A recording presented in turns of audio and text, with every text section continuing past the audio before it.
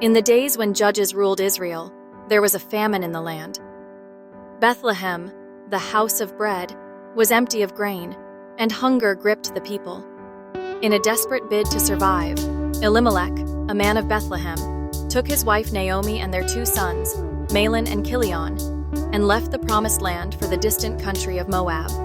Though Moab was a pagan land, it offered food and opportunity that Bethlehem could not. In Moab, tragedy soon struck. Elimelech died, leaving Naomi to care for her 2 sons. The sons eventually married Moabite women, Orpah and Ruth. For 10 years they lived in Moab, but neither Ruth nor Orpah bore any children.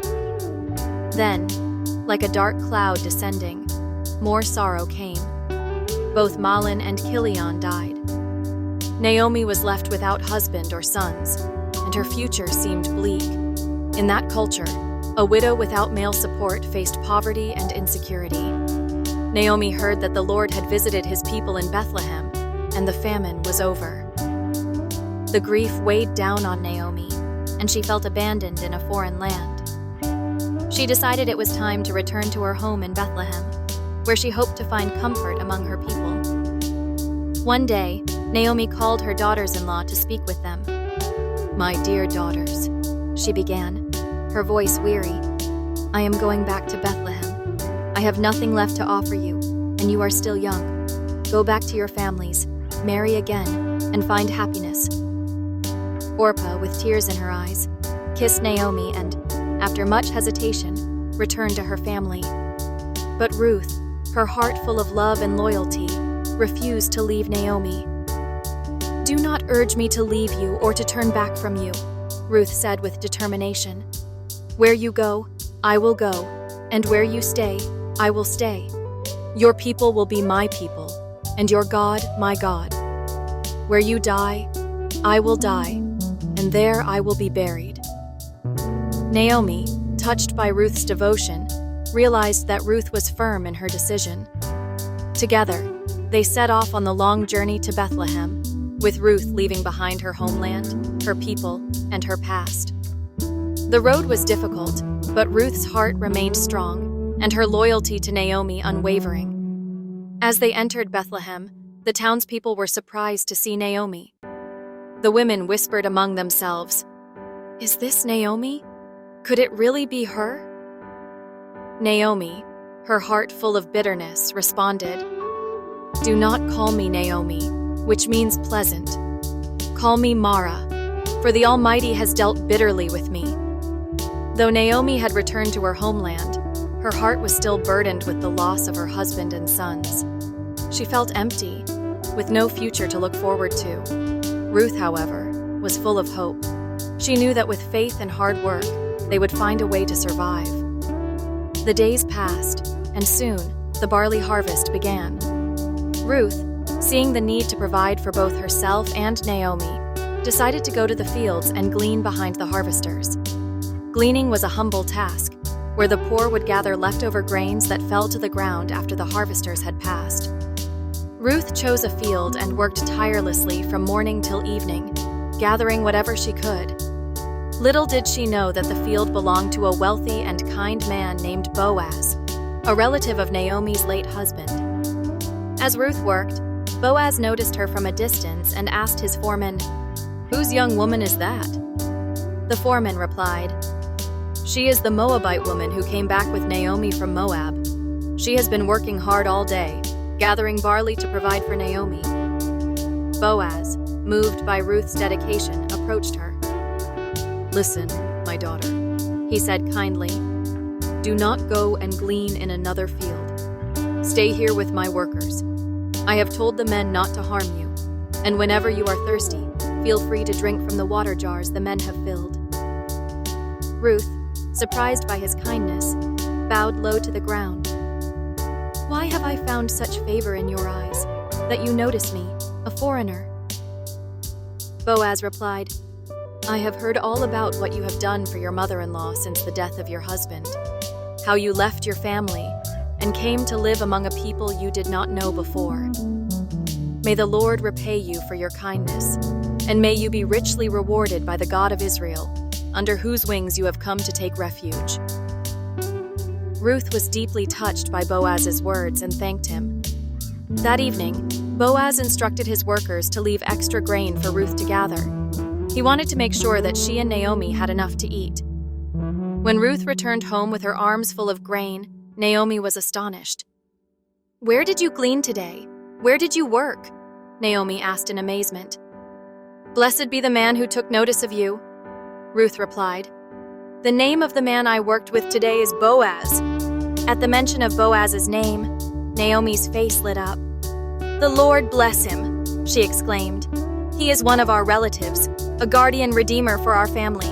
A guardian redeemer was someone who could protect and redeem a relative in times of need, often by marrying a widow to carry on the family name.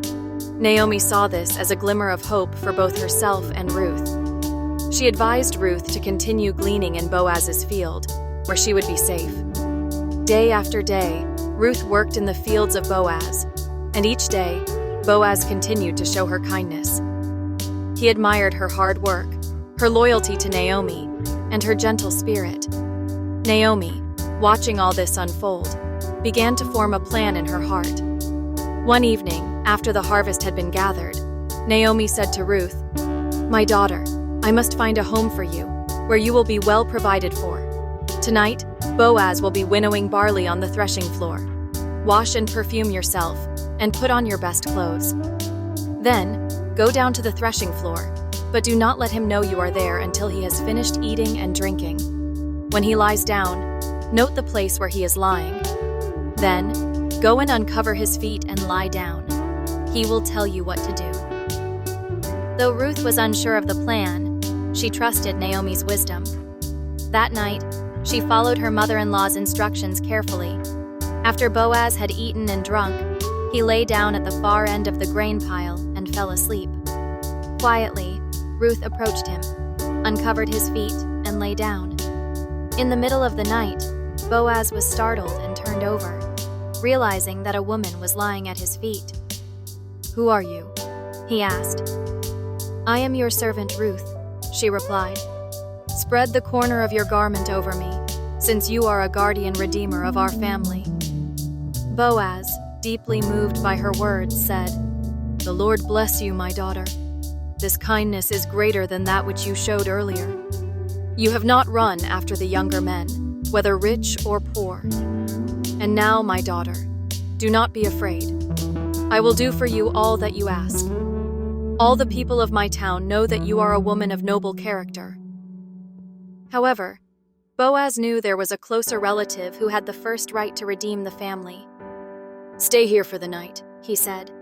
"In the morning I will settle the matter. If he is willing to redeem you, good. But if not, as surely as the Lord lives, I will redeem you." Ruth stayed at Boaz's feet until morning, then quietly returned home before anyone could see her. When she told Naomi all that had happened, Naomi reassured her, "Wait, my daughter, until you find out what happens. Boaz will not rest until the matter is settled today." The next morning, Boaz went to the town gate, where legal matters were settled. He waited for the closer relative to pass by and called him over to discuss the situation. Boaz sat at the town gate, and when the closer relative passed by, he called out, "Come over here, my friend, and sit down." The man obliged, and Boaz gathered 10 of the town elders to witness the discussion, as was the custom for legal matters. Boaz addressed the man. "Naomi, who has returned from Moab, is selling the piece of land that belonged to our relative Elimelech. I thought I should bring the matter to your attention. If you are willing to redeem it, do so. But if not, let me know, for I am next in line." The man thought for a moment and said, "I will redeem it." Boaz nodded, but continued, "On the day you buy the land from Naomi, you also acquire Ruth the Moabite, the widow of Mahlon, in order to maintain the name of the dead with his property." At this, the man hesitated. "Then I cannot redeem it," he said. "I might endanger my own estate. You redeem it yourself. I cannot do it." In those days, it was the custom for a man to remove his sandal and give it to another, as a sign that he was relinquishing his right to redeem. The man took off his sandal and handed it to Boaz in front of the elders. "You are witnesses today," Boaz declared, "that I have bought from Naomi all the property of Elimelech, Kilion, and Mahlon. I have also acquired Ruth the Moabite, Mahlon's widow, as my wife, to maintain the name of the dead with his inheritance, so that his name will not disappear from among his family or from his hometown. You are witnesses this day." The elders and all those at the gate said, "We are witnesses. May the Lord make the woman who is coming into your home like Rachel and Leah, who together built up the family of Israel. May you have standing in Ephrathah and be famous in Bethlehem. Through the offspring the Lord gives you by this young woman, may your family be like that of Perez, whom Tamar bore to Judah." With the legal matters resolved, Boaz was free to marry Ruth. The news of their marriage spread quickly throughout Bethlehem, and everyone rejoiced. Ruth, the foreigner from Moab who had shown great loyalty and kindness, was now welcomed fully into the community. Boaz, a respected and wealthy man, became her husband, and Naomi's heart was finally filled with joy. Not long after their marriage, the Lord blessed Ruth, and she became pregnant. She gave birth to a son, and the women of Bethlehem came to Naomi, saying, "Praise be to the Lord, who this day has not left you without a guardian redeemer. May he become famous throughout Israel. He will renew your life and sustain you in your old age. For your daughter-in-law, who loves you and is better to you than 7 sons, has given him birth." Naomi took the child in her arms and cared for him as if he were her own.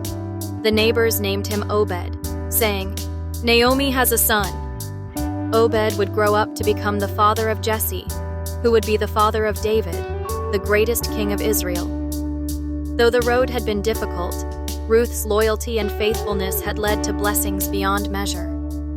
Boaz, the Redeemer, had saved her and Naomi from a life of poverty and obscurity, and their family name would continue through the generations. As Ruth cradled her baby, she thought about her journey, the grief, the hardship, the loyalty, and the love that had brought her to this moment. She had come to a foreign land, followed a path she didn't understand, and found not just redemption, but a new family, a new hope, and a future filled with promise. But the story wasn't over yet. Ruth knew there was more to come, for God's plans were always greater than anyone could imagine. Years passed, and little Obed grew into a strong and kind boy, beloved by his family and the people of Bethlehem. Naomi, who had once felt empty and bitter, now found her days filled with joy and purpose. She watched over Obed as if he were her own son, and the sorrow of her past was softened by the love that surrounded her. Ruth, too, thrived in her new life with Boaz. Their home was one of laughter, peace, and hard work, as they tended to the fields and raised their son together. One day, as Boaz sat with Ruth, he reflected on the goodness that had come into his life. "You came here a stranger," he said, "and now you are not only my wife, but the mother of our son, and a blessing to our people. Your faithfulness has brought light into this family." Ruth smiled, her heart full. "It was Naomi who guided me, and the Lord who provided. I only did what I knew was right." Boaz nodded, "And because of that, our family has been restored." As the years rolled on, Obed grew into manhood, a reflection of both Ruth's gentleness and Boaz's strength. He was known throughout Bethlehem as a man of integrity, and as he matured, he took on greater responsibilities, helping Boaz with the family's land. The people spoke highly of Obed, and many marveled at how the story of Ruth and Boaz had changed, not only their family, but the community as a whole. Naomi, now advanced in age, often sat at the city gate with the elders, recounting the tale of her journey to Moab, the tragic losses she had faced, and the incredible love that had brought her home. She no longer called herself Mara, for the bitterness that had once consumed her was long gone. She knew now that God had always been with her, even in her darkest times. One day, Ruth sat beside Naomi, holding her hand. Naomi, feeling the weight of her years, looked at her with deep affection. "You have been more than a daughter to me," Naomi said softly. "Because of you, my heart was healed." Ruth squeezed her hand. "You are the mother I always needed.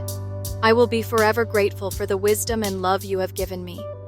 With a smile, Naomi whispered, "The Lord has been faithful." The years continued to pass, and Obed eventually had children of his own. Ruth and Boaz watched as their family grew, their hearts full of pride and gratitude. Naomi, though she had lived a life filled with both sorrow and joy, passed away in peace, surrounded by the family she had once thought she would never have. Obed's son was Jesse, and in time, Jesse had many sons of his own. One of those sons, David, would become the greatest king of Israel, a man after God's own heart.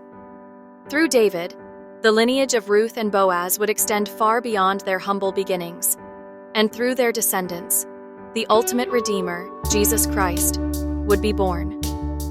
Thus, the story of Ruth, the faithful Moabite woman, and Boaz, her Redeemer, became more than just a tale of love and loyalty.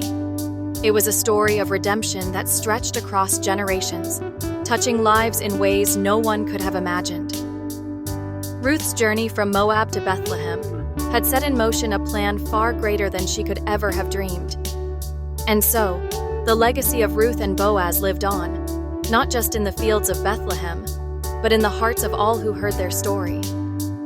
It was a legacy of faith, love, and redemption, a reminder that even in the hardest of times, God's plans are good, and His love endures forever.